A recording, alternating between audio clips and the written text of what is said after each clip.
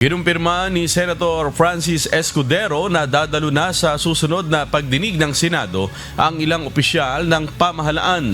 Ngunit sa halip na sa Martes, April 8, isasagawa na ang pagdinig sa araw ng Huwebes, April 10. Gayunman, hindi masabi ng Senate President kung sino ang mga siguradong pupunta sa pagdinig. Pero kung imbitahin ulit sila, kasi Tuesday, bukas na ata yun, Yusek April 10. Yes, 10 ba? pero wala naman kami natanggap na anuman. Wala pa. Sa akin palagay, medyo maaga pa. Hindi ko alam yung latest, pero parang wala pa kami natatanggap na anumang subpoena or invitation. Okay, ganito yan Alvin.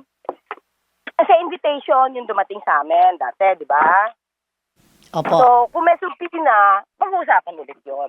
So, wala pa ako mabibigay na konkretong sagot kung ano ang kanila magiging desisyon kung magkakaroon ng subpoena.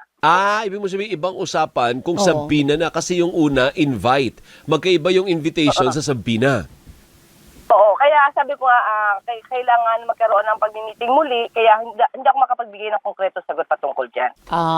Pwede ba silang cite in contempt?